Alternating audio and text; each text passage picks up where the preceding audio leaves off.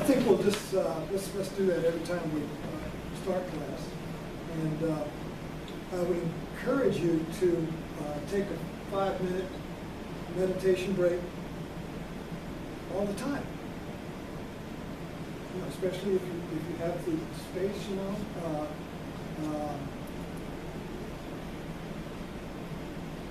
It's easy to do because you just, you know, all you have to do is just sit down and get a little, you know, if you have a smartphone, you can put a little timer on there, 5 minutes. You don't have to do that, but you can just. Right? But the point is that if you what makes this practice work is intention. If the intention is not there, it'll just be entertainment. And you come in, well, that was interesting, and come back next week, well, that talk was interesting, and you come back, it was interesting. You know, it's kind of like you go to the sermon on Sunday, and with this, he gave an interesting sermon, he made all these points, and that's it. There's no practice, you see. So this is a practice, hopefully not a sermon. And the practice means that you apply what the talk is revealing to your personal everyday life to see if it works. You see, so this is not like it works, believe it, and that's it, you see. But basically, you have to try it to see if these principles and what we're working with here actually works. It's very scientific in that way. Science means that I come up with a formula, a recipe, or cooking is like that. I figured out a recipe that if you put these foods together, it's going to taste great. So you put the food together and it tastes great. Most people will agree, so it gets in a book. So that means it's reproducible.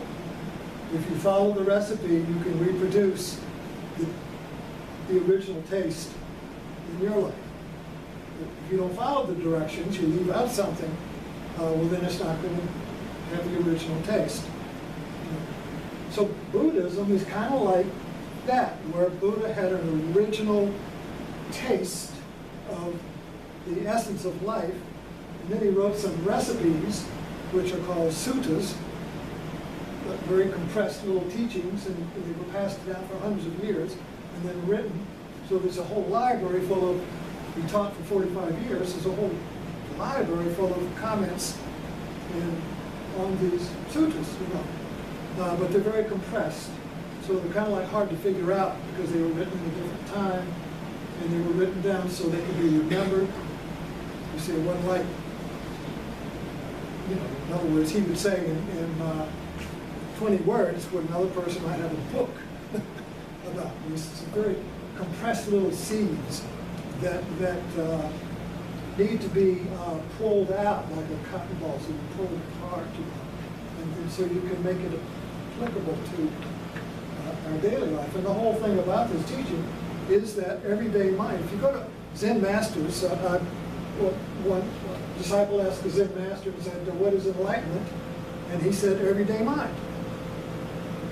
Well, that's what a Zen cone is. Well, what do you mean everyday mind? If everyday mind is enlightenment, then why am I doing all this work? Why am I doing all this practice? You know, studying and meditating and doing yoga and all this stuff. If my everyday mind is enlightenment, what's the point? Well, the point is that you have to do the practice in order to discover that your everyday mind is already enlightened. But you can't discover that unless you try, unless you do the practice. So you're already enlightened, but you have to work at the practice in order to discover that you're already enlightened. Anyway, so several things I wanted to get to. So what happened this week? The one thing that happened was that there was our high school has an ROTC program, and I used to take pictures there for the ROTC pictures once a year. And for the last 20 years, I stopped doing it maybe 5 or 6 years ago. We just got exhausted and stopped doing it. But there was a Master Sergeant Gunny.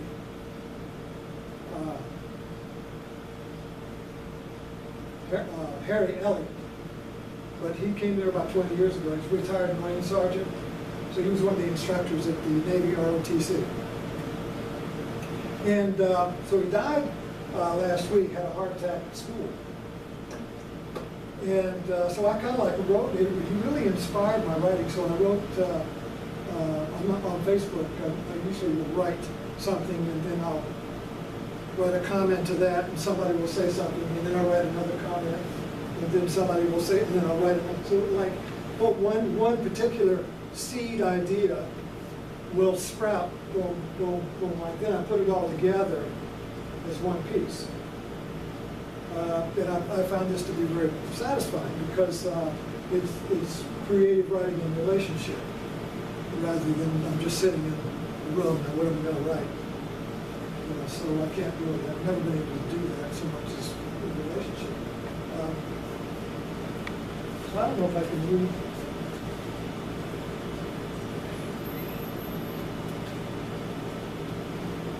Anyway, so I wrote about Gunny, Master Sergeant Gunny, and but I named the piece Gunny's Door.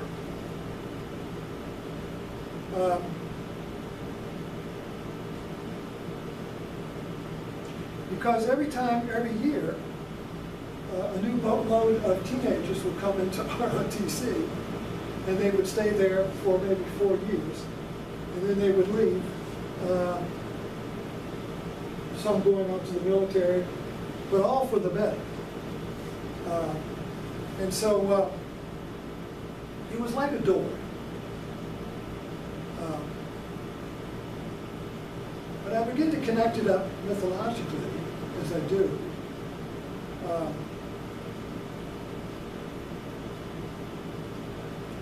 And the door that I saw,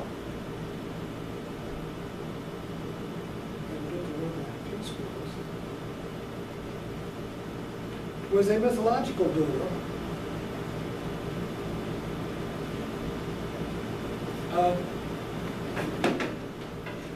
Of the Threshold Garden.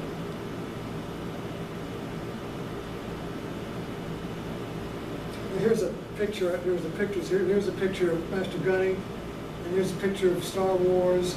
Here's a picture of a door, and a picture of Narnia's wardrobe. You all see Narnia, the wardrobe. You go through the movies. Mythology is full of doors. Going through a door, coming back or not coming back, coming back changed, coming back and nobody knows where you've been, and you can't explain where you've been, thinking nuts. So Master Gunny was a master in guiding night-away youth through the rite of passage from noisy, undisciplined teens to a solid, mature young adult with the tools to survive an exceeding life. I took ROTC pictures there for several decades from its beginning until we just got tired of it. Each year the banter, each year there was the banter. I'd go in the rooms and set up my photography and the students would be in there, they would be coming and going. They'd all be getting dressed for the picture. And we could say, Master Gunny, I can't tie my tie. And Master Gunny, I lost my hat. It was like a rerun TV show. The same words, the same banter. The faces were different, but I felt like I was in a time warp as endless line of teens came through ROTC to find their center and their strength in the character of Master Gunny. So you know he was a stable thing there. You know, and this you could just imagine. You know, that every year, because I went back there every year, it was different kids with the same pattern. Gunny was a stable, dependable man with a chest full of Marine medals that youth in search of their center could lean on, even resist and avoid.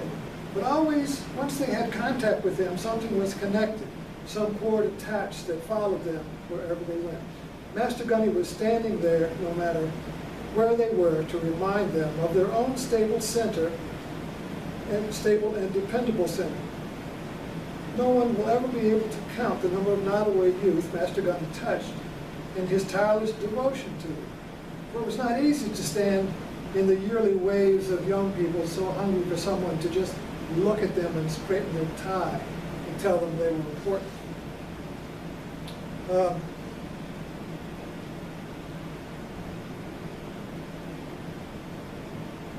I'll jump ahead. I see him as a mythological role as the transition guardian.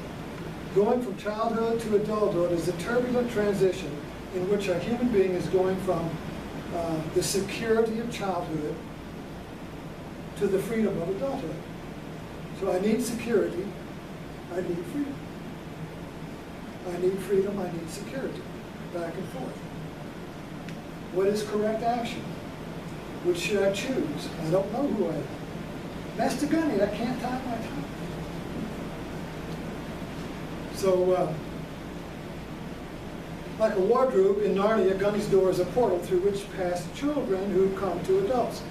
The door is the alchemist stone that transmutes base metal, teens, into gold, mature adults.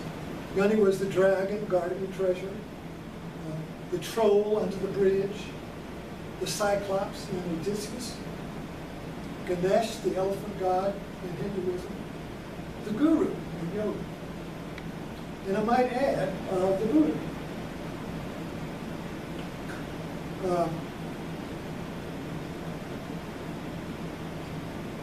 Jumping on, the threshold guardian is the most important role in human life because without that guardian and guide, we would be stuck in the dead zone between two stages. Between unable to go back, unable to go forward. Many spend their lives there, oscillating between childhood and adulthood, security and freedom.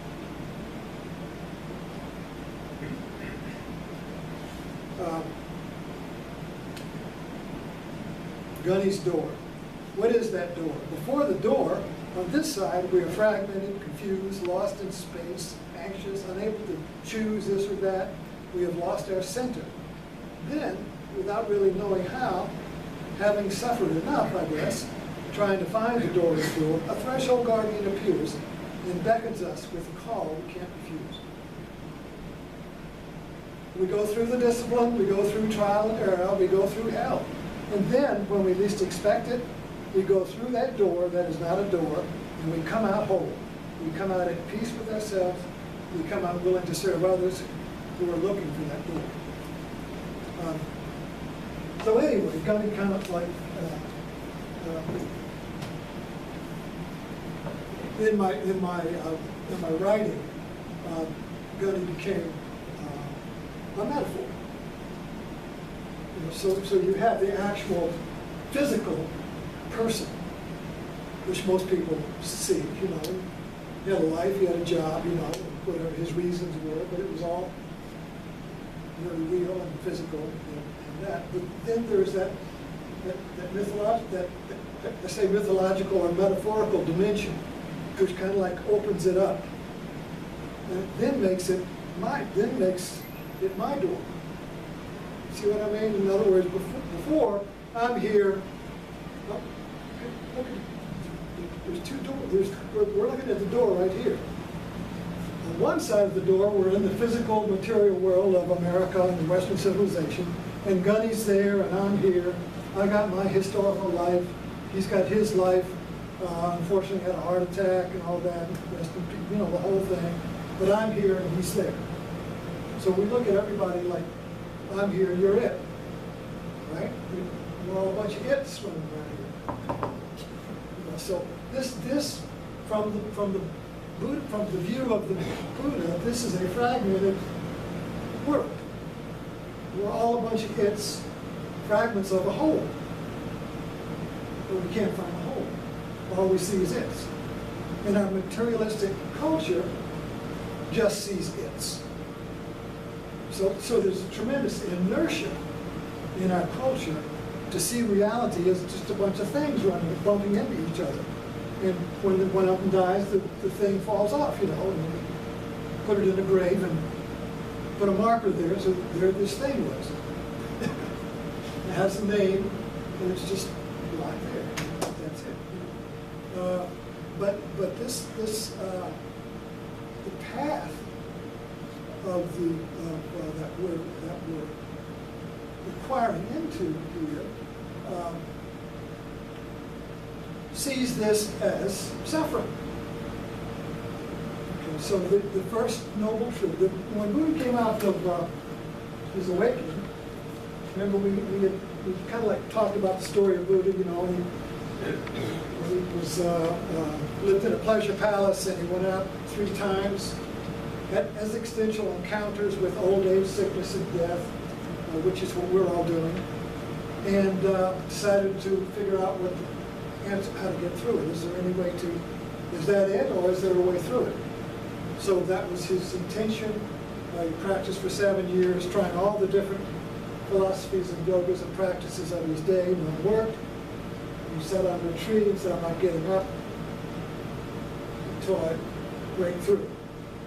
So he picked his spot, and I'm not moving.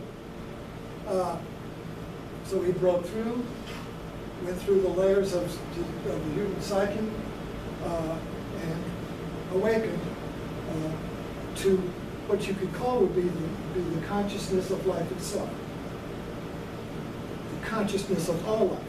Think about this in terms of, we all have individual lives. We're all individually conscious, right? Like a little center, I'm a center of consciousness. You're a center, you're a center, you're a center, you're a center. You're a center. So we're all centers of consciousness. But what is consciousness? Is there one consciousness? And then we are all reflections? One of the images of Buddhism and yoga, for instance, is called Indra's map. Indra was a god. Indra's map is like a paradigm of reality from this view. Indra's map is like a giant, so imagine a giant spider web. Not Indra's map, Indra's web. Imagine a giant spider web with a little drop of dew caught at every intersection of the web. So you have this giant web, but in this it's a cosmic web, but it's a web. And every intersection of the threads, there's a drop of a jewel of a drop of dew, each one reflecting all of the other drops of dew. Now, if you've ever been in a hall of mirrors, or if you put a mirror up against a mirror, it goes wow, to infinity, right? Each mirror reflects the other, reflecting the other, reflecting the other, reflecting the other, reflecting the other, to whoa. It's gone. So each dewdrop then is the center of all consciousness. Each dewdrop reflects the whole thing. Okay? So our culture says, and trains us, you see, say, well, you are just a dewdrop. There is no consciousness that is the whole, just the dewdrop, you see. So when the dewdrop goes, you go. Okay? But the portal that Buddha created was that if you go through the portal, you're still a dewdrop of consciousness. At the same time, it's like a hospital gown. The back of the hospital gown opens up, and you are in touch with consciousness itself, the whole. So you are your front of you is a thing that other people see, but the back of you is empty. So you feel the breath of God on your backside. See, the whole, not God as a thing, but you feel the whole. So you're always, so this is kind of like what the door is, in the sense that you don't know what's on the other side.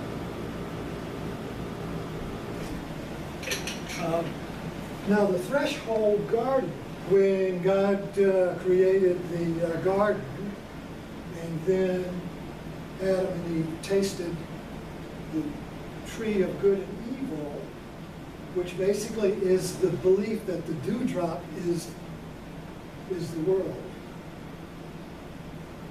So they believed in the dewdrop, and that belief in things kicked them out of the garden. So then in the Bible, God puts two cherubims there to guard the gate back into the garden, where the tree of life is. Well, you can try to figure out what's going on there, because this is mythology. But the mythology here is that there are two cherubs guarding the gate to the garden, which is our wholeness. So in the garden, we were one with everything. Bite the fruit of good and evil. Now everything is divided into good and bad.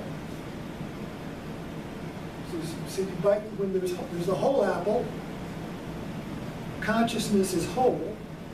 You bite the apple, you bite the tree of good and evil. Now you split the apple into two parts. And the yearning of life is to get the apple back together. Is to get back together with our whole that we've forgotten. But we look for it in the wrong place. So, in this practice, the suffering of the futility of looking for our lost wholeness is what brings us to Gunny's door. Otherwise, we don't look for Gunny's door. We're over here circling around our secret shame. See, so my mother-in-law has a shame. Of course, she hides the smoke because it's a sin. And sin is a shame. So that in her center is her little secret sense of shame. And she hides it. And it's so good when you have, you get it. As Pat said, so wonderfully Oh, God, relaxing. it's so good. Oh, it's so good.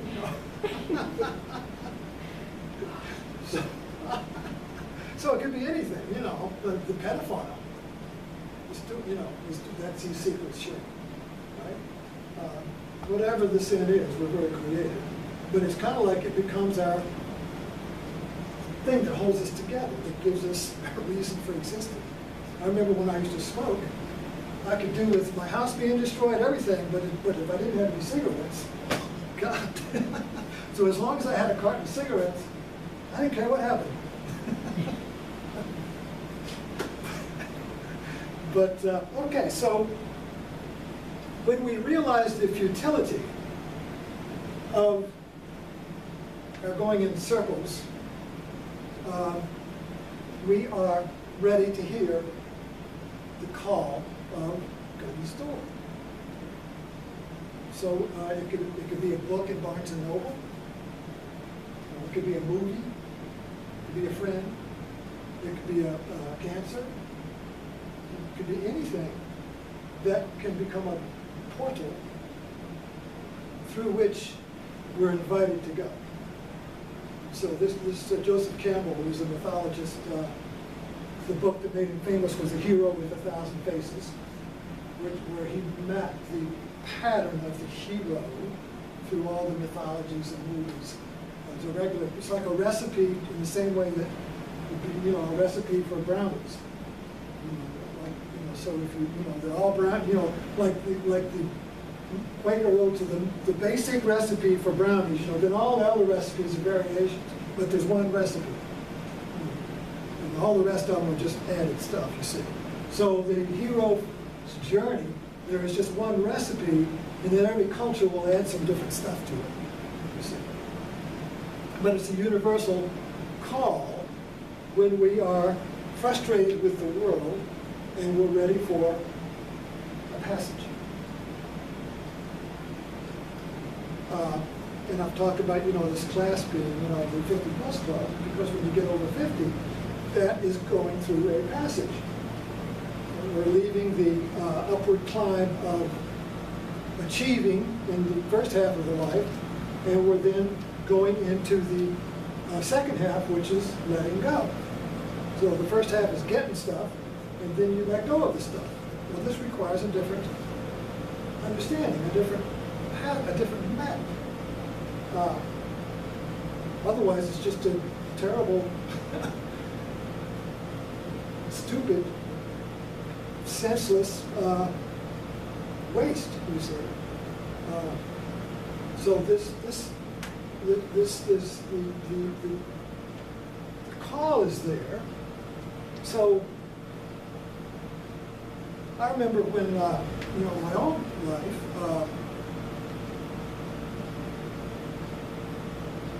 I had intense existential suffering in my youth because I was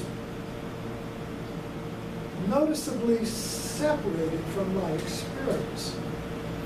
For some reason, it was very acute in me, was that I could never be present. I was always watching myself, coming up short. I watch myself to see if I do something, and I'm always, you can't do it.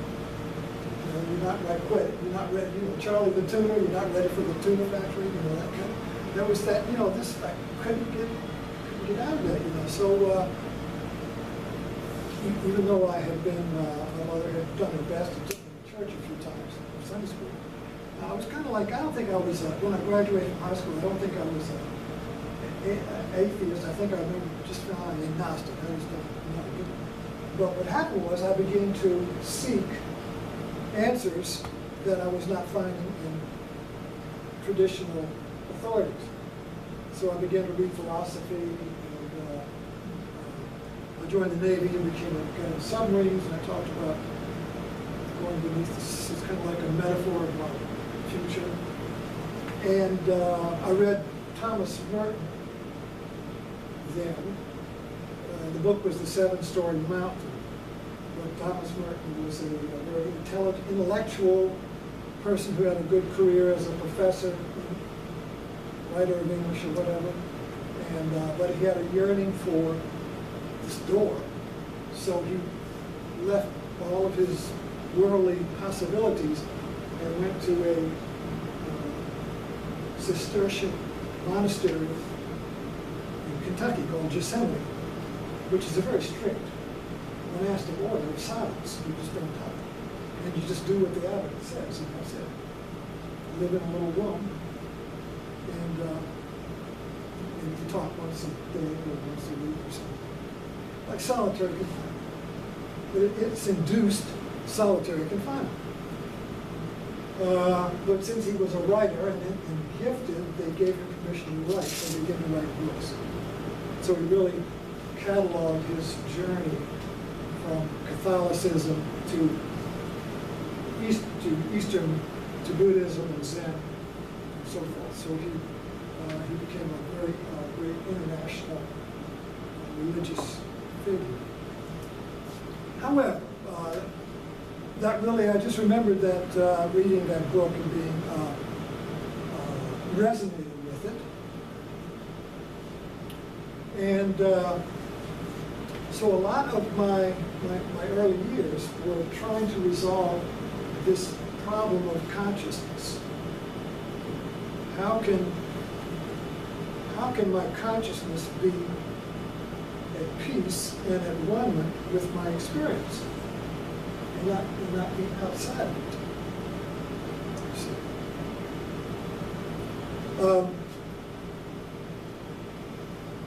Okay, well we'll come back to here. Let's take a look at the Four Noble Truths. First three anyway. So when Buddha comes out of his awakening, and he goes into town, and he meets these old yogi buddies that he'd been starving himself to death with in the forest, and he had left them. And they saw something had changed. It was kind of like luminous. Something had radically changed. And so he gave his first sermon or talk in the Deer Park about the Four Noble Truths. So these basically are the core of the Buddhist teaching. And the first one is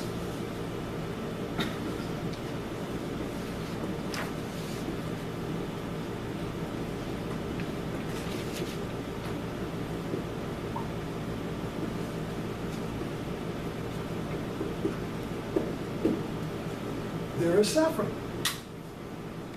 And the Sanskrit word is dukkha.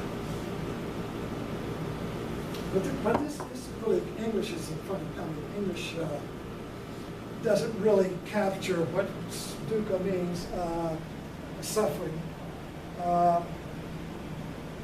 Dukkha means being separated from yourself.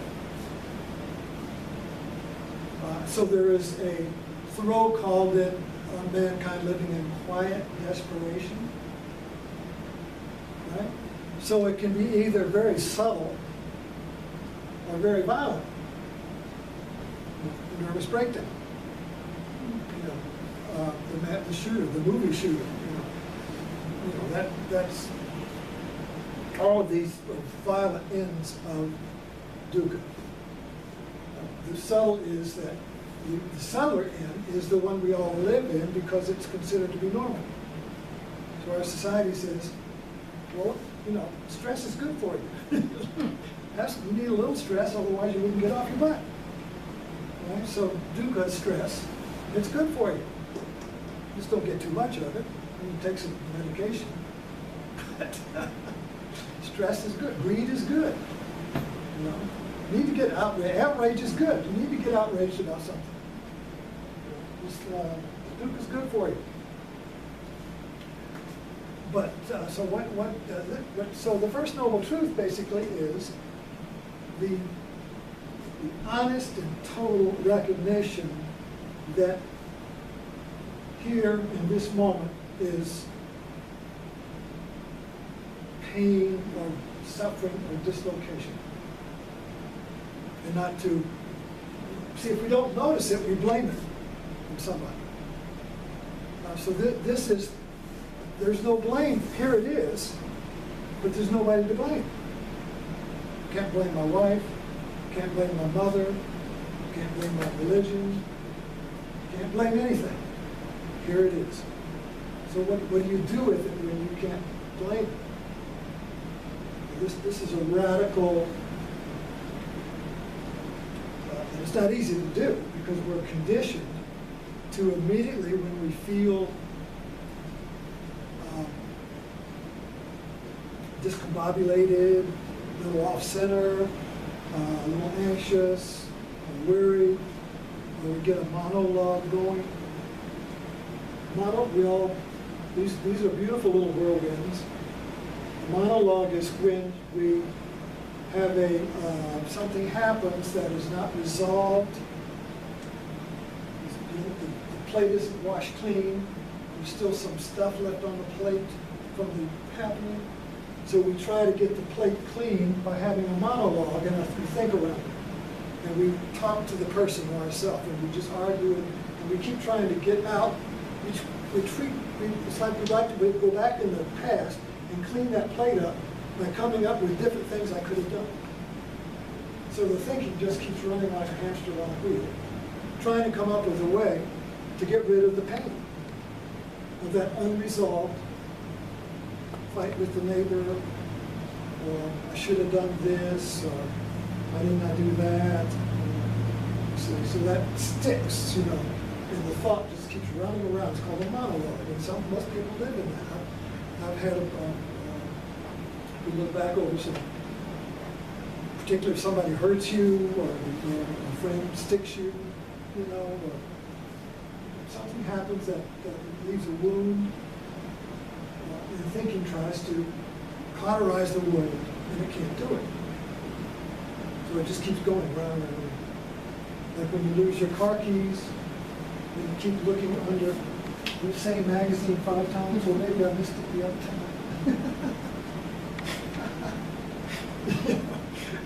So it's a loop.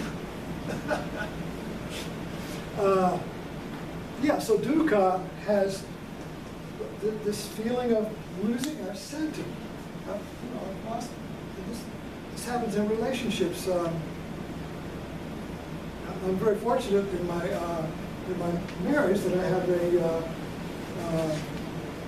we've been married over 50 years, and let me jump back to this just for a second. We were talking about the teenager who is half child and half adult, right? It's like the submarine. I'm not a surface, I'm in between the surface ship and the undersea, so turn over easy. The two imperatives that we need, as well as the teen, all of us need two imperatives.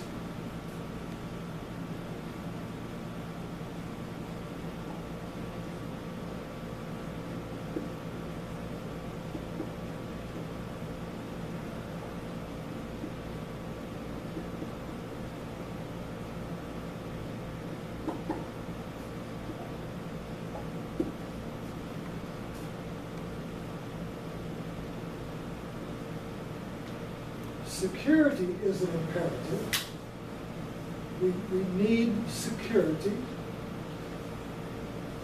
Relationship, a job, whatever, call it, a home, security.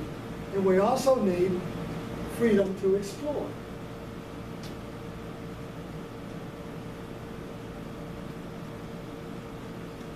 But we cannot do both simultaneously. In other words, I would feel secure if I just stay in this room.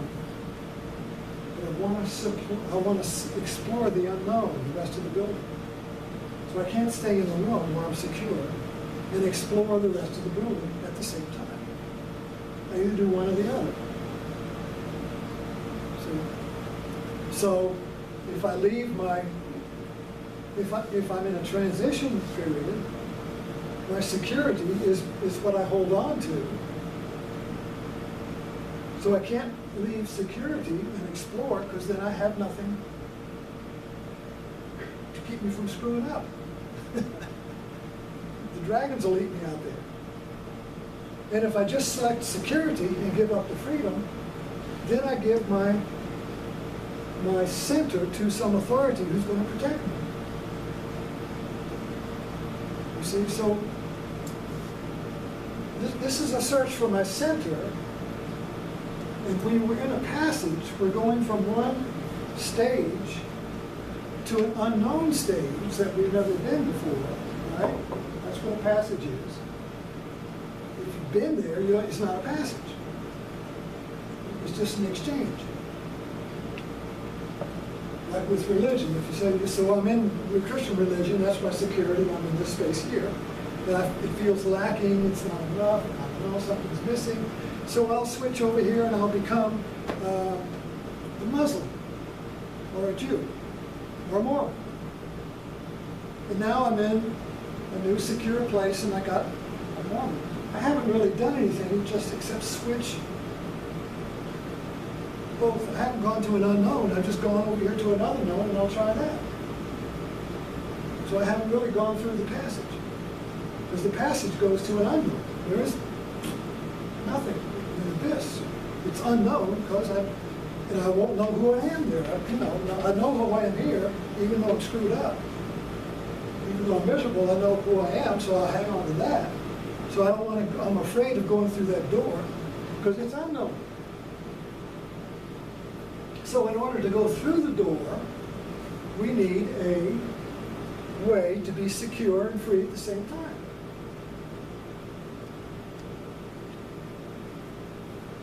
For instance, I know you all have raised any kids. If the child wants to figure out what this is, and he's got to take it apart and taste it, look at it, explore it, can't kill himself with that, so you give him the secure space where he can explore toaster, don't touch that, you'll recoil, and he'll go back into here. You see, so mommy will be my center. Well, then that kid will be living with you when he's 40 years old. It's because you never let him explore. You see. So this is a two-in-one kind of deal, which requires a special,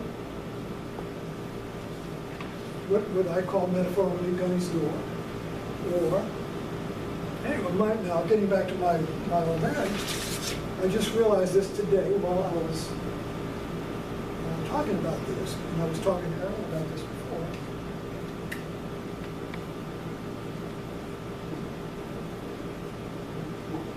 What is the secure place that gives you security and freedom to explore both at the same time? And that is love. So my relationship with my wife has been, she has always been the secure, stable, I'm a teacher, anchor, right? Holding the family together. Well, I'm exploring my fragments, trying to put my pieces back together. So I'm kind of like the yo-yo on the end of the finger, like she's holding the yo-yo. And the yo-yo goes out, comes back, and then it goes out, maybe it spins, comes back. But it's exploring, you see. But it's always attached to the center. Anyway, but it comes up in other words. So the other day, I have a beta fish bowl, and I have to clean the beta fish bowl. It's like a big brandy glass.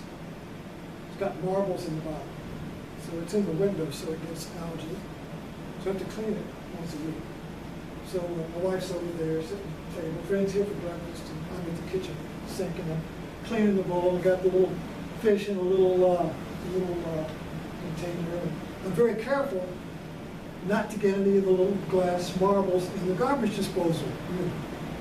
So I carefully put them poured into a little wire basket, you know. But one of them hopped out, and went down the garbage disposal. So I said, oh crap, you know, went in the garbage disposal. Now I have a velcro left. It's a long little thing with a plunger on the end of it. But this one, I mean, at the end of it has little hands that go out like that. And so I was going to get a flashlight and stick that in there, and grab that little sucker. So my wife was sitting over there, and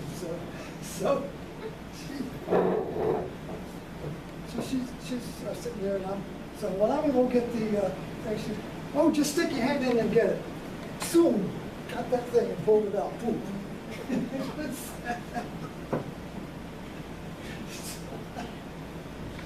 So, and this was, so what was so fun was immediately, I had like a little Satori thing, a little flash.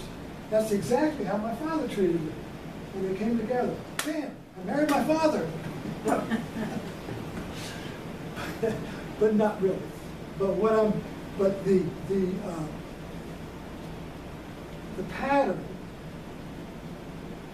which has an emotional content, you see, gets buried in childhood, and then comes up and takes the form of people and things, you see. So I saw the pattern.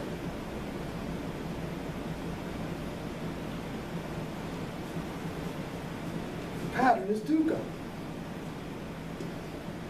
The pattern is painful because I had lost my center in that moment. My center was, I dropped the little marble in the thing, so I'm going to get it out. But I had my own way of avoiding going directly at it, going a roundabout way to get my little tool or whatever. And she went directly at it. So in that little moment, you see, my center was usurped. She had the center. You see that? She was right. Huh? She was right. Yeah. I would have done the same thing. Well, yeah, that's, But yeah. In other words, or getting back to, yeah, I mean, so she pulled it out. But so what I did, I mean, I just laughed. Because it was an insight into the way our marriage, into the dynamics of the marriage, you know. And also into my whole life. My whole life was that dewdrop. That little dewdrop of that little stupid moment with the thing was the dewdrop in Linda's net that reflected my whole life. So, looking at this as the practice, what the practice does, and the meditating whenever you can, begins to make the mind sensitive so that you begin to see the subtleties in our everyday mind that reflect the whole universe. And when that does, you're free from it. There's a joyous explosion or release, because when we don't see these patterns, we are experiencing dukkha.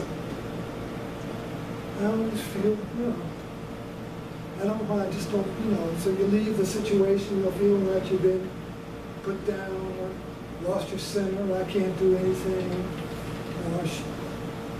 well, if that happens the next time and she's not in the house, and you're cleaning the fishbowl and another one goes down, what will you do? I don't lose my center there. But I mean, will you go straight forward, or will you get your little gizmo? It doesn't make any difference. I'm curious too. What? Next time it happens, if she's not there, will you reach down and get the...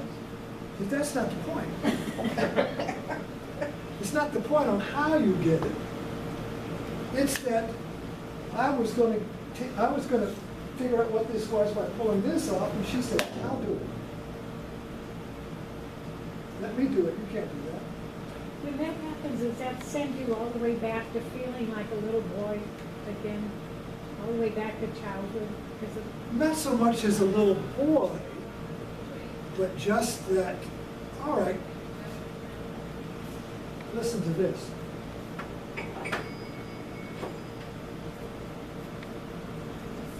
Now listen to this.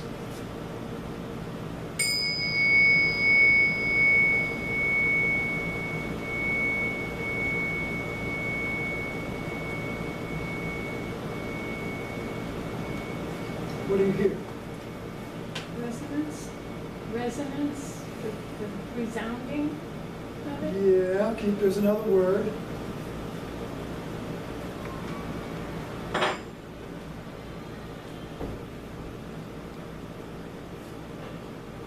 Did you hear a wavering?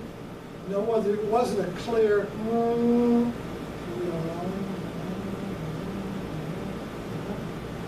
It's called an oscillation. The sound was oscillating.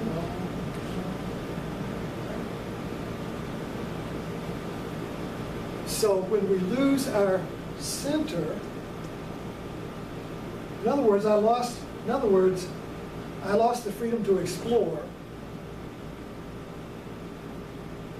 because she didn't get, I don't mean to get into this explaining, and what I'm trying to work with here is an everyday event that is a door, you see, of understanding. You had a question. Well, I just wanted to know what went through your mind. Were you afraid of the blades? No. Huh?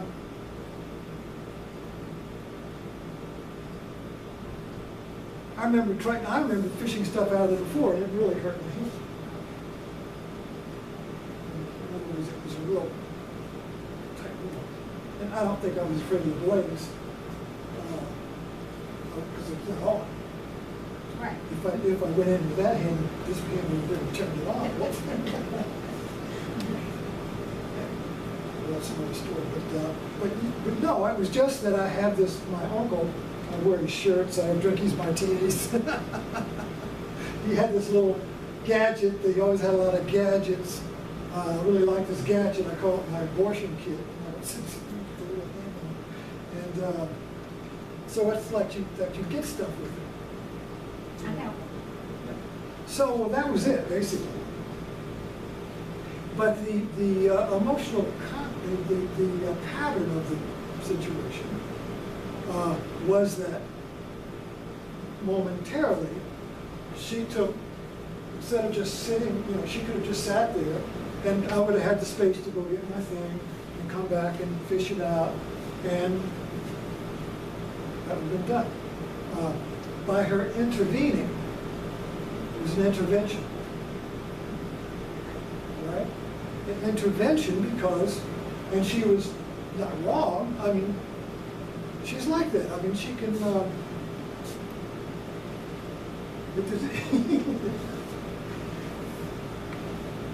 I'll get something new that I've never opened before, and I'll, damn, I don't want to break it, Does this have a latch on it? What? How do you know when she'll come and like that, right? So she intuitively goes directly to thing. I've got this oscillation. The bell, the symbol, wah, wah, wah, wah, wah, wah, wah. So my oscillation is that if somebody is watching me, I go into an oscillation. An oscillation means I go back, if I do this, I may be wrong. If I do this, I may be wrong. If I do that, well, maybe I'll be wrong if I do that. Well, I'll be wrong if I do that. I'm damned if I do and damned if I don't. So this is the hall of mirrors, where your reflective consciousness goes wow, wow, wow, wow, wow, wow, wow. It's called a panic attack in a severe form. I mean, these are just little teeny attacks. But because the mind is getting more sensitive, I become more curious about the little teeny whirlpools in my everyday life, because they hold a great wisdom. If you can sit with it without running from it or trying to smash it. So the second noble truth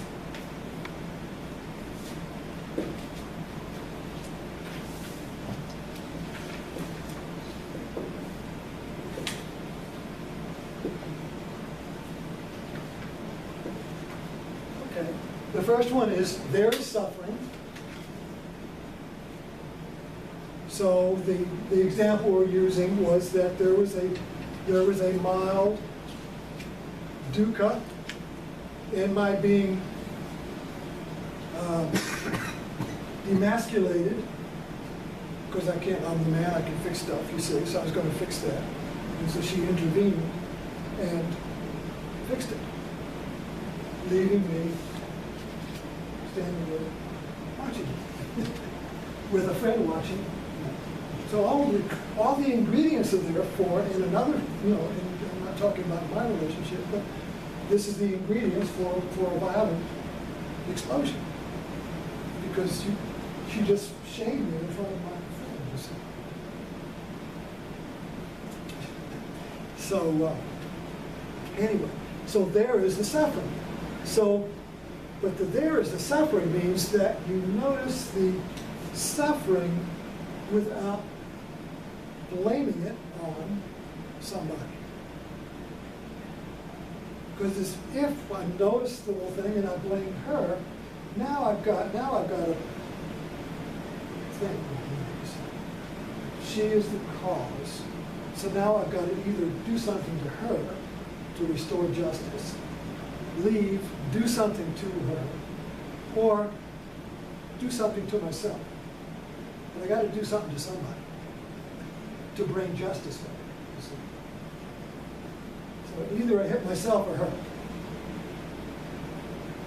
to restore balance and my center, because I lost my center. But this path here is the same way. Before you leap to that blame the pain, just say, oh, there is suffering. Oh, isn't that interesting? So let me just not do anything and let me just look at it. Let it go on. Just a feeling.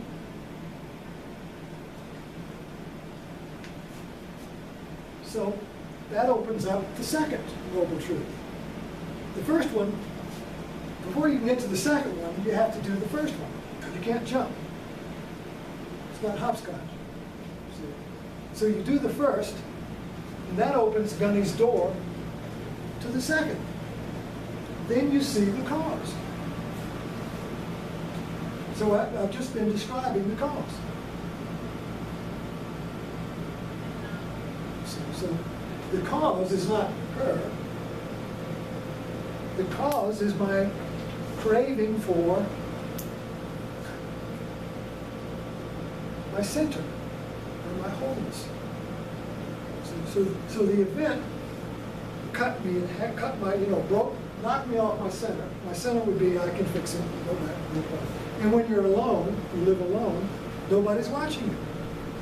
Right. So if you forget where the thing is, or you do it wrong, or you screw it up, who cares? See? Of course, with me, that goes back to my childhood, where my father standing there watching me to wait for me to screw up. So he could affirm his center and destabilize mine. Fathers and sons do that. Mothers and daughters too. So it's a fight for the center. You win your center by destabilizing the other person. So they oscillate. You get the other person to oscillate, you win.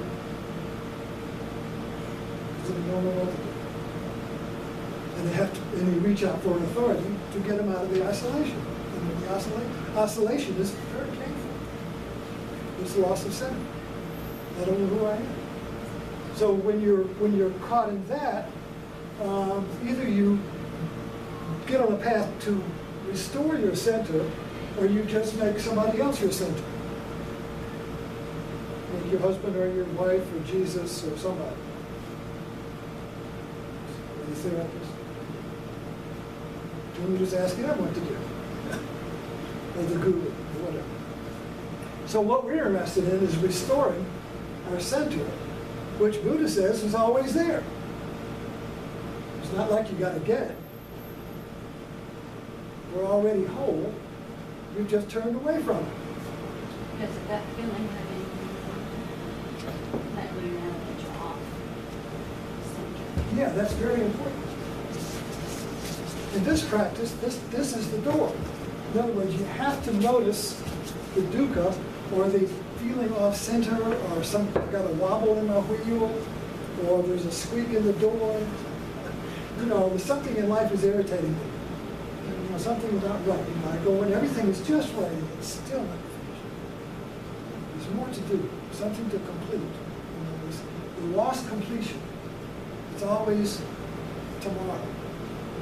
A better place, whatever. This lost completion.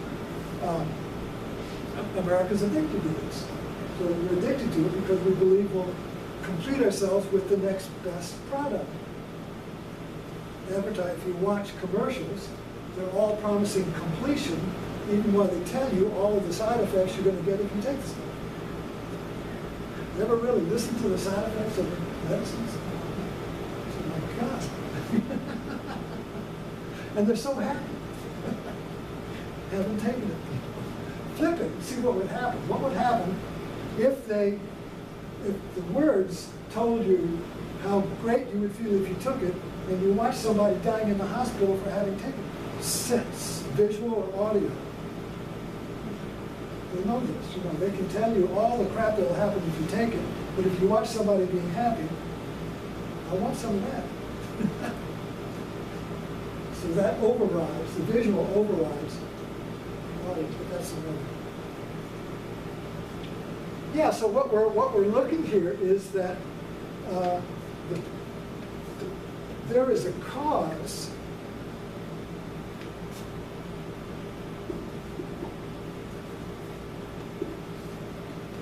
we have to see the cause.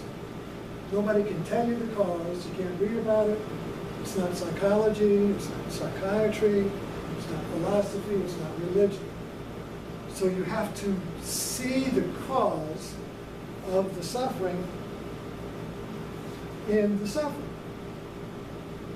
Or right after the suffering. Mostly it's right after. It really takes many years of practice to be able to see the cause when it's happening. Because the pain of an event, somebody screaming at you or doing something, or you lost your singer, you go, wah, you see, that's all you know. So it takes a lot of this practice of meditation basically is steadying the mind. So you sit in meditation to steady the mind. So you sit for 5, 10, 20 minutes, and the mind is going, and you sit. And you don't care what the mind's doing. I don't give a damn what you do. I'm sitting. You see. So that creates a stability of awareness so that when you get into a situation that throws you off center, the doctor calls and says, well, it's not good. Immediately you go into an oscillation. So your mind is steady so that the storm, you see, doesn't sweep you up. And you're able to ride it out. And as soon as you stop running from the storm or trying to repress it, it dissipates and light comes through. We all see this in the way.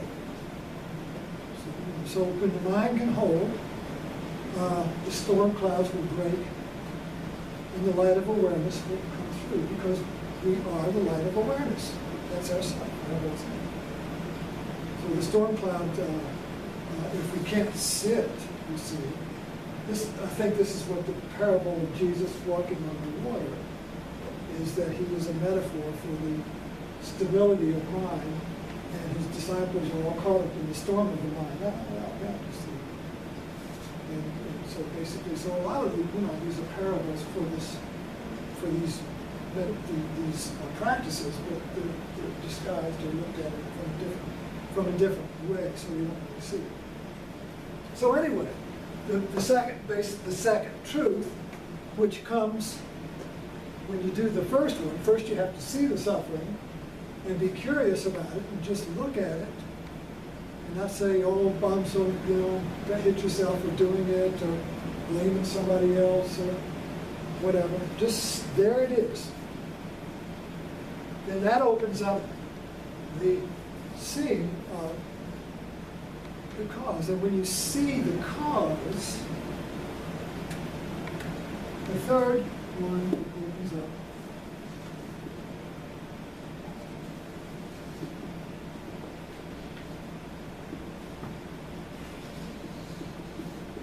The cessation.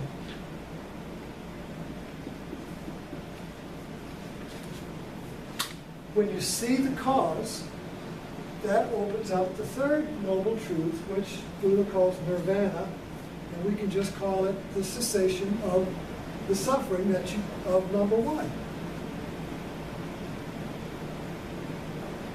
See, it all really fits together. I mean, there's number one, you see the suffering, you pause, you don't react. Oh, damn it, there it is again, I gotta move, or something's wrong with me, all that. No. And you just let it be, so that's the meditation. Then the seeing opens it up, and with the opening of the illusion of suffering, the effect of it is gone. So if you see it, you remove the cause, and if you remove the cause, the effect is removed. You see? Cause, effect. What's the effect is I'm miserable, or I'm off-center. What's the cause? Well, we believe it's something out there. Well, that just kicks it down the road.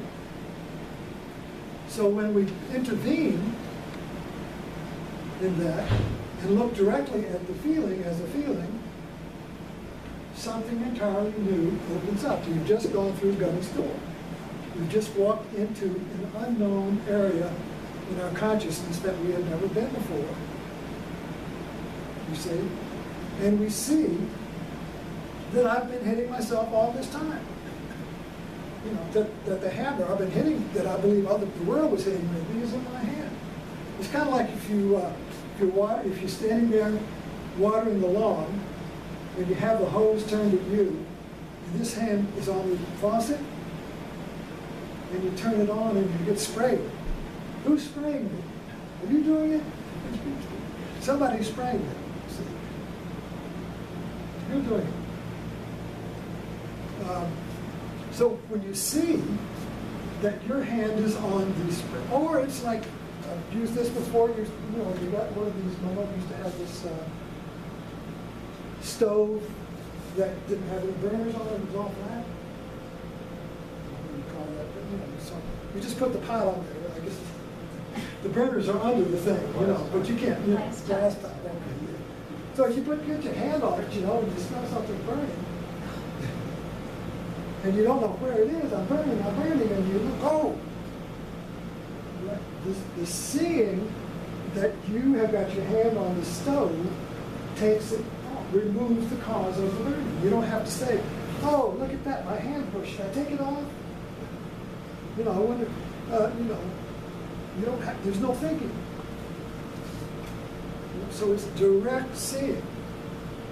So I see, and then the seeing removes the hand. There's no gap between seeing and removing the hand. We all experience this. I mean, you're driving down the road and you're doping off and somebody swerves towards you, or your tire runs off the edge or something. You don't think about, oh my goodness, the car's running off the road, what should I do?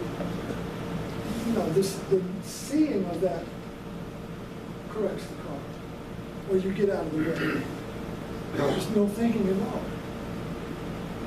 So the seeing removes the cause, my hand's on the stove, and that removes the effect of the burning.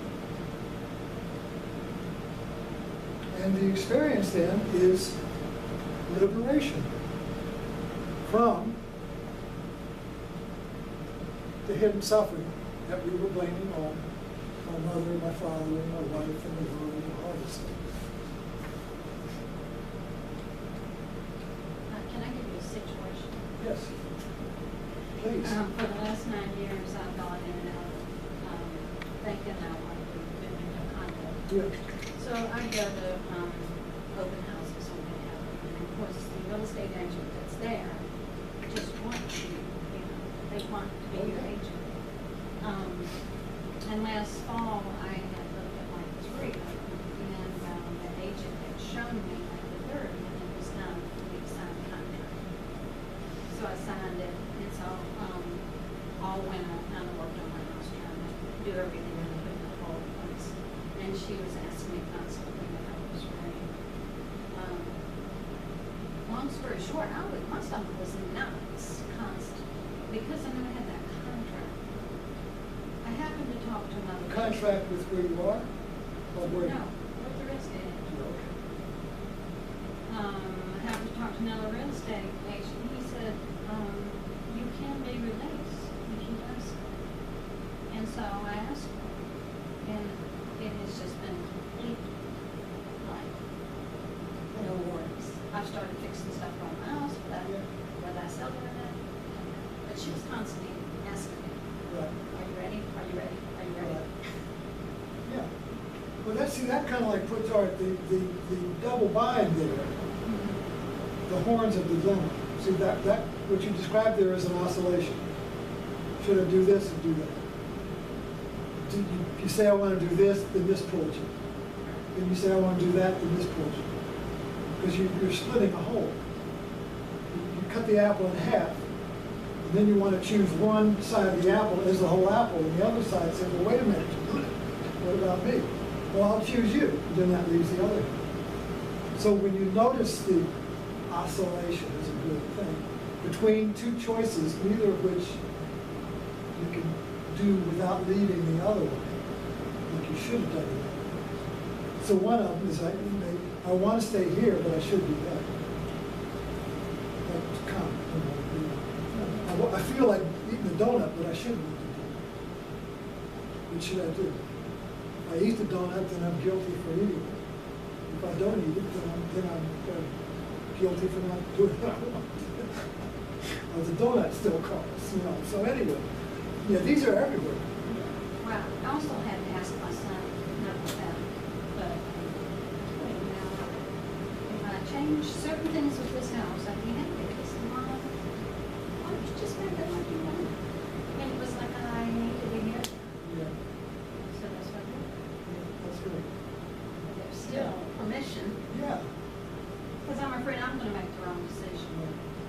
Well, that kind of like fits into here, you know. So it's not like you went to asked the son to reaffirm what you really wanted to do, just because that made you feel a little more secure. It checks against what you just said. I might screw up. Don't want to do that. One of the beautiful things that I've learned about exploring is that it's like on a GPS map. When you're on the GPS and you've got a direction, a home to go to, I've used this a lot, so bear with me. You can't make a wrong turn. You're always going home. You can't make the GPS navigator mad at you for being an idiot and going left when she said go right. She'll just say, well, turn right. If you don't do that, she'll just say turn right.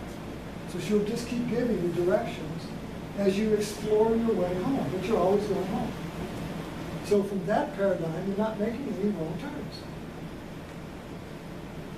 So that's the paradigm for exploration. So exploration means that you follow your bliss, or you follow your inner feeling. The mind is saying, oh, you should go there. There's only one way to go. You should go. If you don't go that way, you're wrong. But that's security. And freedom means that I can, if I feel like having a donut, I feel like I don't want to be here right now, I just feel like walking over here and sitting in the woods, or I feel like wandering in Barnes and Noble and maybe discovering a book. You know what I mean? And just being free to wander. One of the nation India, the way the king expanded his territory, I think this is the one, they just let a horse roam. And wherever the horse went was the land. And King Arthur and King Arthur's Knights of the Round Table, when Percival, who was the Grail Knight, the one with pure heart, who was on the quest for the Holy Grail, all the knights, just to give you a recap, they're all sitting around the table at dinner, and they always have an adventure. So the Holy Grail appeared as a hologram in the middle of the table, and they said, that's our adventure, we're all going to go for the Holy Grail. So they all left in the woods, each going where no one else had gone. And they didn't follow a trail. There's no trail to the Holy Grail. They all went into the woods on their own. And Sir Percival went on his horse, and he let the reins of the horse go. So he just let the horse go. And the horse took him to the Grail Castle. Well, the meaning of that is following your nature. Your mind is secure as a security attic. The mind wants security. And is afraid of this. Because the freedom to explore means following your whim. People, what will people think? That's stupid. You see? Don't follow your whim. Follow the map that everyone else follows. Do what's good for you, right? Don't follow your whim. What will people think? Go back to Blackstone, you know. This is embedded, this is programmed into us, you see. Don't follow, but you can't explore unless you follow your whims. I don't know why I'm doing this. I'm just doing it. It was good. My all-time famous story is my mother, when she was 100 years old, and she lost her car keys and couldn't find them for 3 days. She was having a heart attack. And so she just gave it to the guy. I quit. I stopped. Forget about it. I gave it to God.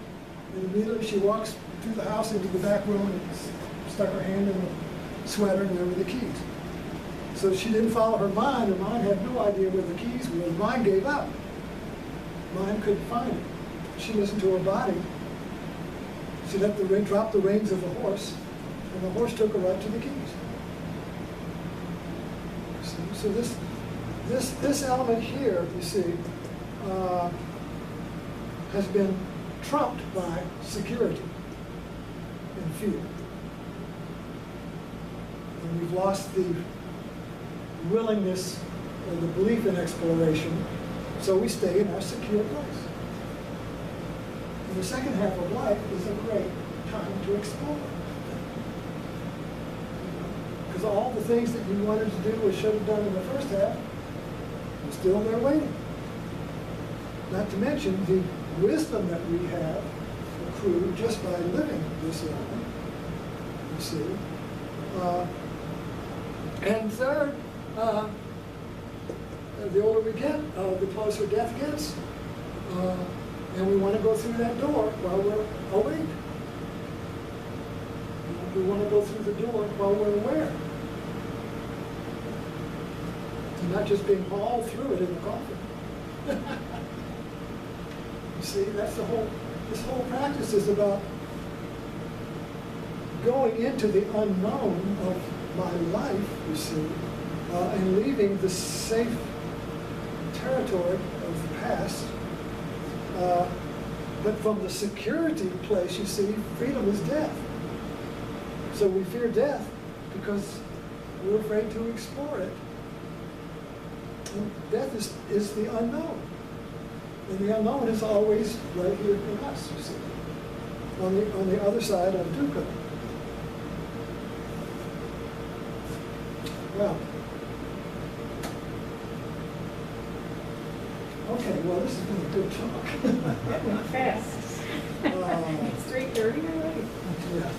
You didn't mention the third, the fourth. The fourth one, okay, we'll get to that later. Okay, let me conclude with that.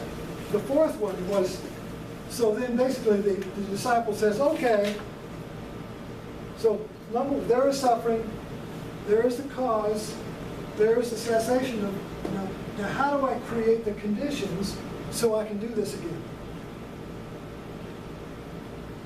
I can't intentionally make this happen by willpower. I can't make these three truths work by effort of will. But I can create the conditions where this will happen spontaneously. So the Eightfold Path is the fourth truth. And it's right view, right thought, right living, right intention, right meditation. But it's basically 8 practices, ways of understanding, ways of seeing, that create the conditions so this boom, boom, boom begins to happen spontaneously, because you cannot make this happen by willpower.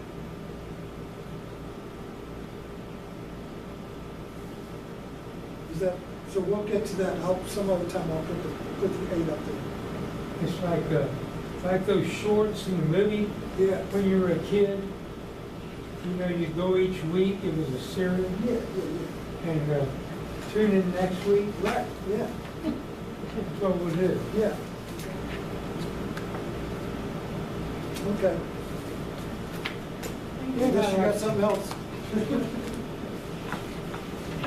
Yeah, I was using the yoga nidra Yeah.